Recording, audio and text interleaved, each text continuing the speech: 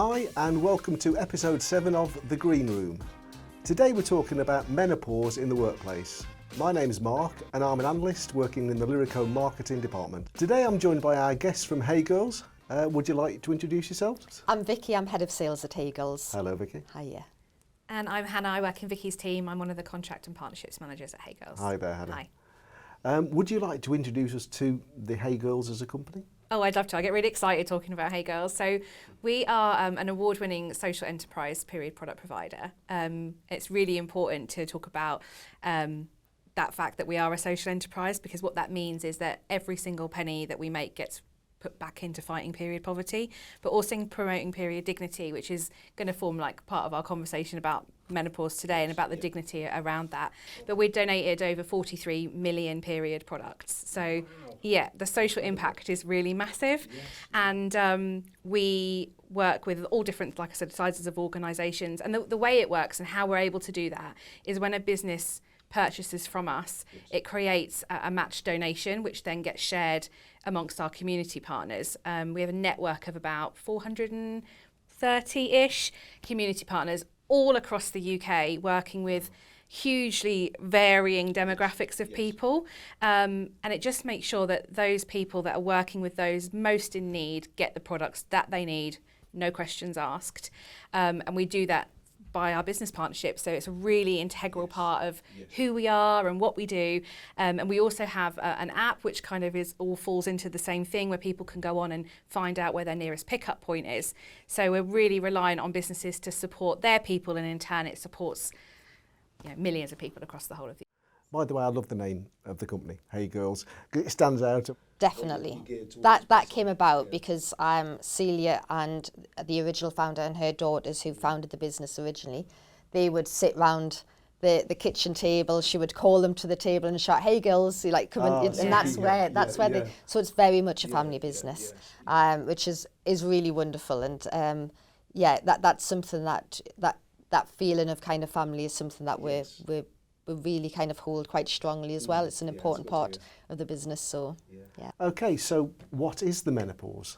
Menopause is basically a completely natural biological process that women will go through in their lifetime. The actual term menopause is basically when a woman has had 12 months of consistent no periods. Oh, I see. Yeah. And that is the actual term for menopause. Yes. And are there different stages within it? There are indeed, and there's lots of different symptoms and different stages. I think probably the term that a lot of people will recognise is perimenopause. And we talk about that quite a lot, which is the stage before menopause that happens. And it's generally the lead up to the menopause. And that's the wonderful time when not only will you be having the symptoms of perimenopause, which we'll obviously talk about, but you're also still having your periods at the same time as well. And it's such a long time, isn't it? 4+ years of ups and downs, and it can happen at any different age. People obviously associate menopause with being older, but actually we're finding more and more people coming forward and saying they're experiencing these symptoms, in their late 30s and even, and into the 40s. So. And then it goes all the way through to generally then menopause itself on average is about from the age of 50. But as Hannah said, the symptoms can start so much earlier than that. So for a lot of women, they will start towards the end of 30s, early 40s, and they can last for anywhere between 4 and 10 years. Yeah. I mean, do you think it's well understood by, everybody that there are different stages involved? And I mean, particularly being a man, I know that I was quite late to learning about this. I think I was in my 40s when I first became aware of it. So I'm not sure if everybody, has a full appreciation of what it can mean. I think we are now in the stage where we can talk about it more. I think it is being more openly spoken about, which is a really positive thing. And I think the more communication there is on subjects like this, the better. What maybe a lot of people don't understand is the mixture of symptoms that comes with menopause. And I'm still learning. There's still so many things that, and a lot, there's from anxiety, depression, sleepless nights, your hot flushes that obviously you do hear about a lot, and then other things that you maybe haven't even thought about, ringing in the ears, Obviously low libido, Weight there's just weight gain, absolutely. There's so many things that it can contribute to, and with perimenopause, as well as having those symptoms, still going through your period at the same time as well. So you'll be going through this stage where possibly your periods are getting heavier or less. You may start to see that actually you're having a longer in between your periods. And obviously we spoke about that 12 consistent months of not having a period is when you are then officially in the menopause stage. But before that, you'll maybe have months where you don't have a period, and then out of nowhere, you'll then have a period and you're not prepared for it. You might be at work, you've got no products, and it's devastating. It feels like it feels absolutely devastating at the time. You've got no products, and unfortunately, you know, that's hopefully if you work in a location where there's products there and you're well looked after, that's a wonderful thing. It just helps to take that pressure off. When you don't have that to hand, we find 56% of women would go home if they didn't have access to products. And if you're in the workplace, that's obviously that affects the team as well as obviously impacting on the women. And I think sometimes the symptoms can start so subtly that you question yourself as to, am I anxious or is this something else? And it can take such a long time for you to then realise that actually perhaps that is what it might be, and then seek the appropriate. Yeah, definitely. Like one of the things for me that I've found, you have this, when you're going through perimenopausal stage, you're potentially in your 40s when it happens, and actually quite often at that age you've got so many other things going on at home as well. So you may have teenage children who are heading off to university. That's obviously such a big change in your home. But as well as having that, you'll maybe have ageing and ailing parents that you're having to deal with, as well as obviously your own health. You know, one of the things for me, brain fog. I've gone from being this incredibly confident person in the workforce, where my career was so important and wanted to drive forward, and then literally I couldn't remember my name. And that's a really significant part of it as well, and that can really destroy your confidence when that happens. And again, why the importance of talking about it matters so much. I mean, just listen to you talk about it, that wide range of symptoms and things that occur, and particularly you mentioning at the time of life that they tend to come about, that combination. I never really appreciated that all that was involved. I mean, even things like you mentioned, things like tinnitus and brain fog, they're not things that everybody would instantly associate with it. It was definitely a shock for me. That was one of the things. I remember waking up once and literally having the tingling in my ears and thinking, what is this? And being too scared to say anything, because you kind of feel a bit, I hate to say it, you feel a bit crazy as well. Am I making this up? Is this even real? Yeah.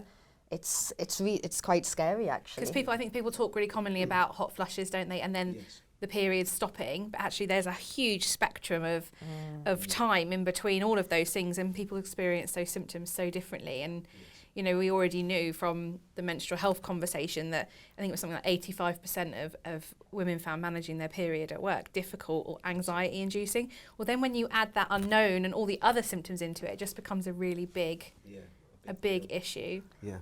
I know that, I mean, you mentioned the hot flushes.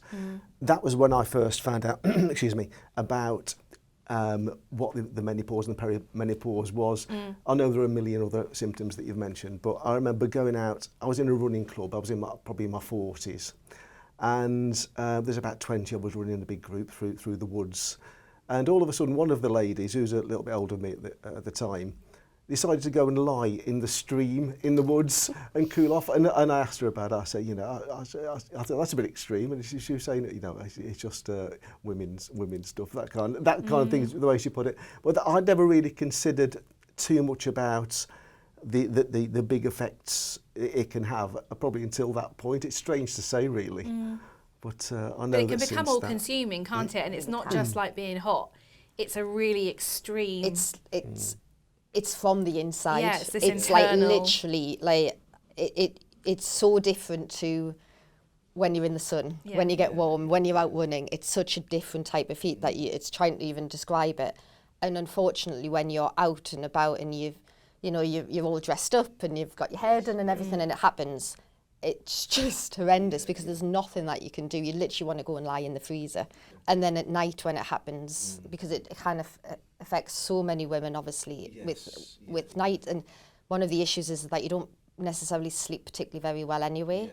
So that to then wake up in the middle of the night, absolutely soaking wet, and the bed is drenched. So you're kind of dealing with all of that, and then obviously you're going to work and you're exhausted because you're not sleeping, because of these hot sweats and the anxiety and everything else. I think it's 1 in 10 women will leave work that are going through the menopause because of the symptoms of menopause. You know, huge numbers. And there's a huge impact on confidence and feeling like you're not capable and like a failure, you know, and actually by opening these sort of conversations you can really allow people to not only express themselves but for their colleagues and everyone to understand. It's just really important. Yes, yeah. I mean, you mentioned about feeling like a failure and things like that. Obviously me being of a certain age and me and my wife, she's mentioned to me that it has affected her confidence and her belief in herself and some anxiety about her self-image and just not being quite the same belief.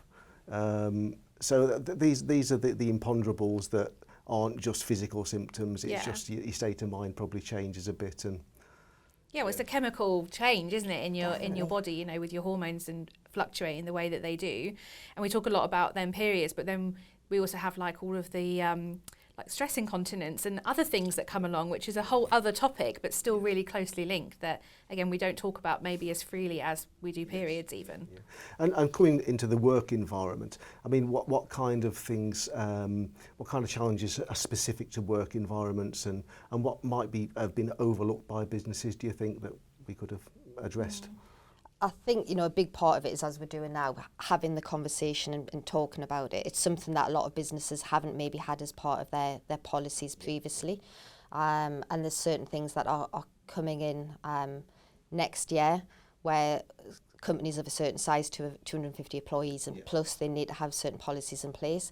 But for me, it's wonderful to have the policy, don't get me wrong, but it's actually thinking there's so much more that can be done and just maybe being aware of the situation. You know, we spoke about the heat and the hot flushes. If you're sat in a room where someone's cranked up the heating and someone's going through the menopause, it's, you know, think about little things like putting a fan in place, maybe not have the heating as high.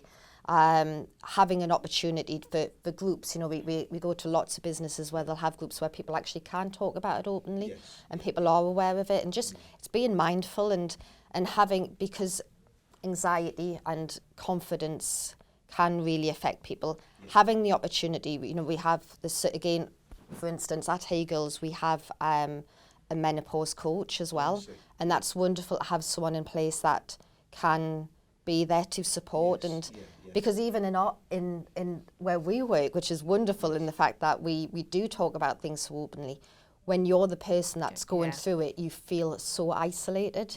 And it's, even though there might be other people around you that are going through it, and the fact that we talk about it as part of our work, interestingly, it still feels very isolating when you are going through that process. So I think there's lots of things that businesses can do to support their team and to make it to normalise it. Do you think things are improving? Do you think workplace cultures are moving more in that direction? I know you mentioned there like a menopause champion at your business. Is that something that's quite recent? Is it something that's been around for many years, or is it just an evolution of to this point? I think it's progressed and developed as time has gone on. There's always more that can be done, definitely. But I think businesses are becoming more and more aware of it.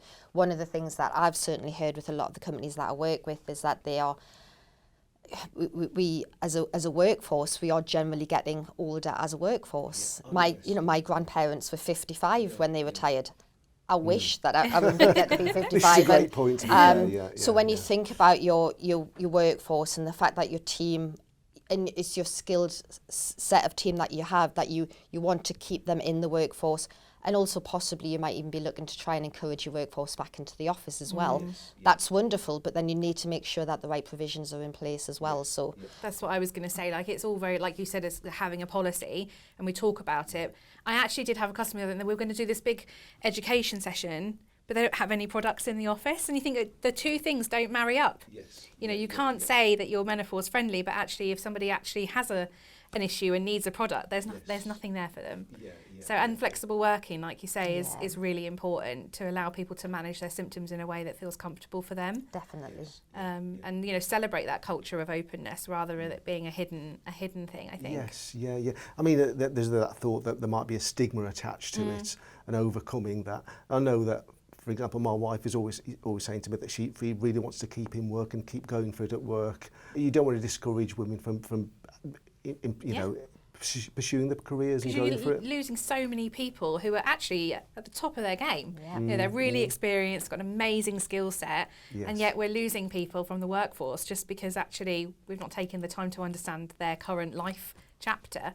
Absolutely. And it's really simple changes that can make such a big difference. As Hannah said, having the right products in place in the bathrooms, so that it's just one less thing to have to consider, one less thing to worry about. It is amazing what a difference that makes. And the education element is so important. It's something that we are real big advocates for at Hey Girls. And we visit a lot of companies, a lot of different locations, different sectors, to talk about periods, to talk about menopause, and to have that open conversation, to normalise it in the workforce. It's so important to do that. I know that's a feature of what you do, isn't it? The Hey Girls education is something that you focus on a lot. And it's a really great part of what we do because everybody's invited to that conversation. We find that so many people, they want to join in, but they're actually worried about joining in because they don't know what to say. So by opening that door with an education session where they can just come and listen and engage however much they wish, it actually really helps break down those barriers between people, I think. Definitely. I think there's always a nervousness that I'm going to say the wrong thing. And then I'm going to get in trouble, or I don't want to upset someone.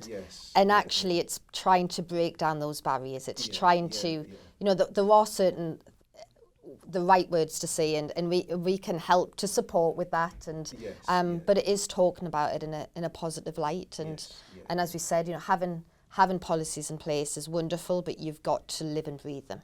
Is there onus on management, or is it just everybody should be part of it? I think it's not, as like any business and anything, it has to start from the top. These policies have to be put in place. It's important that these conversations happen.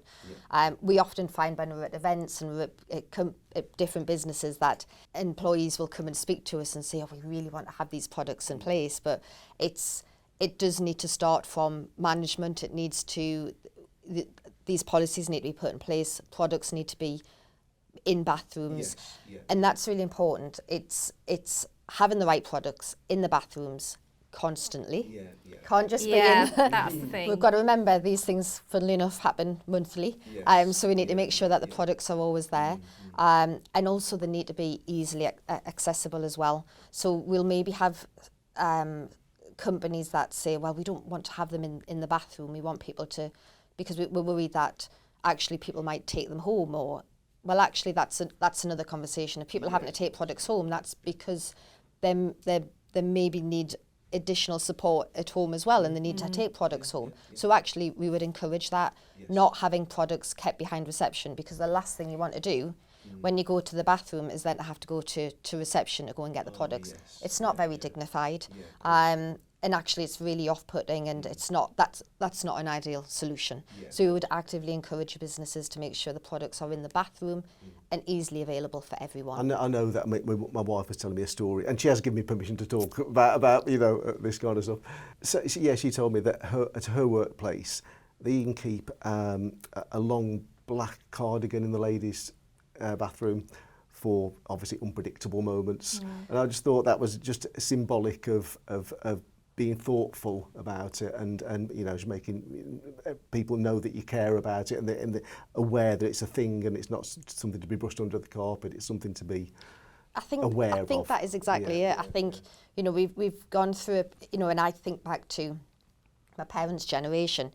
We wouldn't have been sat here having these conversations, but now we can openly have these conversations because 51% of the world population has periods, so it's nothing to be ashamed of. It's nothing that we shouldn't be talking about. It does happen. It does it does have an impact. It can have an impact at work, but work can be so supportive. Works can offer the right products, offer the right guidance, offer the education, whether it's from periods through to menopause. Incontinence, obviously, we spoke as well, which is also a symptom as well that can happen. So having the right products in place so that everyone feels comfortable to be in the office, to be at work. And so many employers I find have, like the employee assistance programs that you can access, but people don't know about them. So that mental health support is probably so many businesses probably have some support in place, but they're just not communicating it out to people. So they're just not taking advantage of it. And I think mental health support is really quite important to make sure that you feel like you've got somewhere and someone to talk to. So, I mean, with businesses, obviously you've got the Hey Girls education, but businesses could also offer the things like support groups, a champion. And I know here we've got a menopause policy, but is there anything else that companies can do? I think, like you said about fans and just being mindful of people being able to control the heating or the environment that they work in. I think a flexible working policy that's people actually can use. That it's not just there in name, but actually there's not going to be raised eyebrows if someone doesn't come in that day. And just having an openness so that if you get a hot flush when you're doing a presentation, it's literally like the worst thing ever. So it's just about that understanding so that people don't think someone's not competent anymore, that they actually understand that this person's at that stage of their life and it's not a big deal, but it is a big deal if you know what I mean. Absolutely. And it's having, we've spoken about products and different things like that as well, but really very much depending on the type of industry as well, and that's always something to bear in mind as well. Think about your workforce. Not everybody has easy access to a bathroom. So if you work in a factory setting where a bathroom actually might literally be half a mile away and further, or you work in construction, and I hate to say it, but sometimes whether you're out on a building site or you're in logistics and you work out on the road, which a lot of our companies are from those industries, you don't have easy access to bathrooms. So it's wonderful that in an office you have the products in place, but think about your team members that are out in the field and don't have easy access to bathrooms. What other things can you provide to your team? If you provide PPE wear, then think about alternatives such as period pants and different things like that, so that it's one less thing to think about, one less thing to worry about. So there's lots of little things that you can put in place that can actually make a really big huge difference. Impact. Small things, big impact. I mean, regarding your products, are there things that can, what would you suggest? What's your range and what can you suggest in those environments? Well, we have like a massive range of products from our disposables that are all really nice and sustainable. So we have pads and tampons, liners, stress incontinence pads as well, where there's a real focus on not including things that are not great for our body, like perfume. So they're comfortable to wear. And sometimes when you're going through a heavy period or you're perimenopausal, you're bleeding quite heavily for long periods of time, you might be wearing pads for a much longer period than you would for a normal period. And so it's really important that it's really comfortable for someone to wear. And we have, like I said, we have a real focus on sustainability as part of that. And then obviously we have a whole range of reusables as well. We do indeed. So our reusable range includes everything from pants, pads, cups. In terms of the pants offering, I mean, they're fantastic, if I'm honest with you. They've got lots of different styles available. They start from size extra small all the way up to 4 times extra L. And they are literally a game changer. They last, if you look after them well, they last up to 5 years. Really simple to wash out, chuck them in the washing machine, reuse them. They're so simple. They hold between 4 and 5 tampons worth of blood, so you don't have to think about that worry of changing and all of those things. And that's a really big thing. It's taking that worry away, taking that stress away. So for me, I think that is a great product to consider. And the cups are becoming more and more popular as well. And again, hold a similar amount of blood as well. And we've got videos online in terms of how to use those and how they work. But in terms of sustainability, in terms of how much better they are for the environment and for yourself, they're absolutely fantastic. In terms of our disposable products, our disposables come without the nasties of no perfumes, no chemicals.